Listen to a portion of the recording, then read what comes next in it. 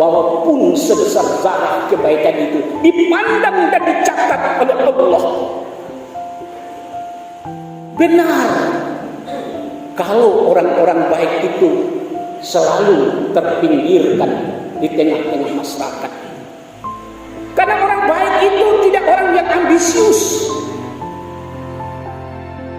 Benar, orang-orang baik itu selalu orang yang tersakiti, kadang-kadang terpojokkan. Benar, karena orang baik itu selalu memandang orang lain dengan tulus, dengan pandangan kebaikan. Dia melihat orang lain itu dengan tulus, dengan kacamata baik. Maka kadang-kadang dengan ketulusannya dia menjadi tersingkirkan. Benar, orang-orang baik itu sering sakit hati.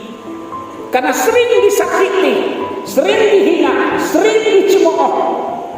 Orang baik itu makanan empuk orang-orang yang tidak baik, dihina, dicaci maki, dicemooh. Tetapi orang baik itu takkan pernah mundur, karena dia tahu dia mencari ridhonya Allah, bukan mencari pujiannya manusia. Orang baik sering tersingkirkan. Betul. Kenapa orang baik sering tersingkirkan? Karena orang baik itu tidak gila jabatan, tidak rakus jabatan.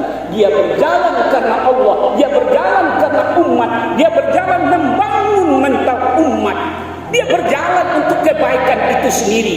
Maka orang baik itu tidak ingin disanjung-sanjung, tidak ingin dipuja-puji, tidak haus akan pujian-pujian yang meninabobokan manusia. Dia hanya berharap pujian dari Allah. Kenapa begitu? Karena hari ini orang-orang banyak yang berwajah senyum. Kadang-kadang susah membedakan orang baik dan orang tidak baik.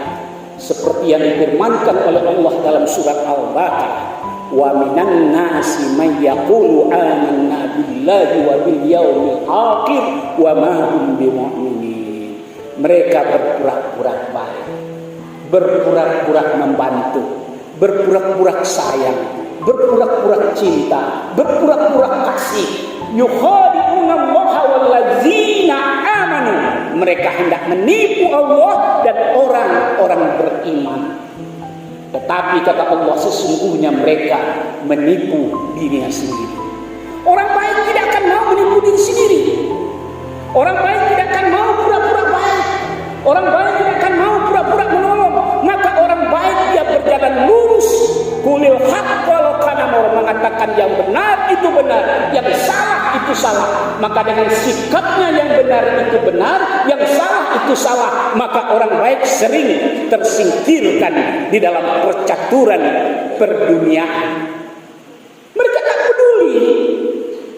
Yang tujuannya hanya satu.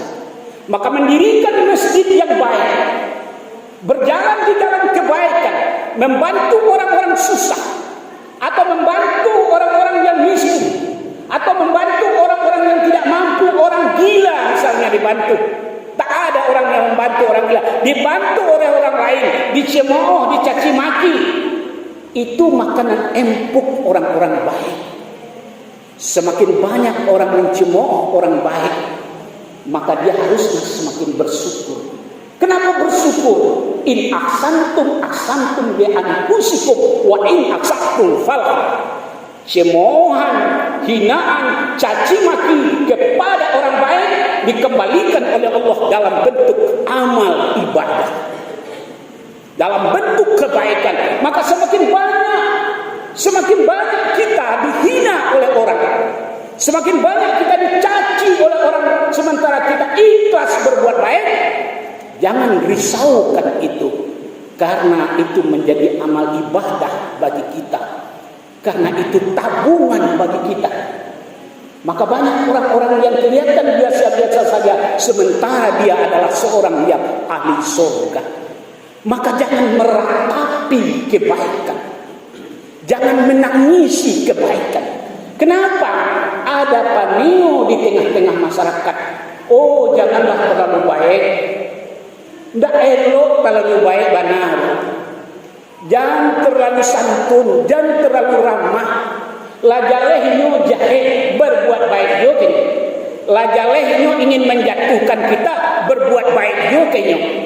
Lajalehnya ingin menghancurkan karir kita berbuat baik juga bersama dia. Pertanyaan kita, apakah harus kita ikuti anekdot semacam ini?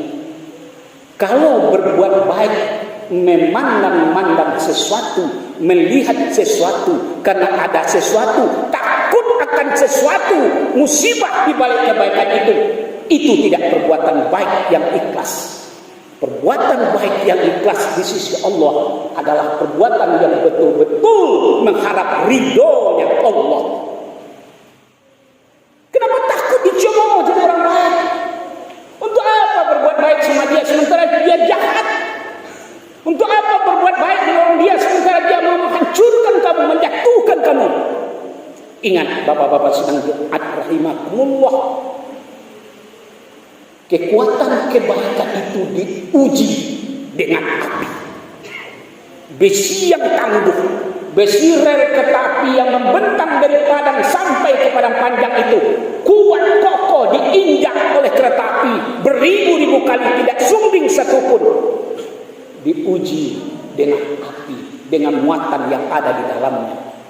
Maka kekuatan kebaikan orang-orang beriman itu diuji dengan fitnah, dengan cacian, dengan cemoohan, dengan hinaan, dan dengan rendahan. Kuat nggak kita menghadapi itu? Ketika kita berbuat baik terus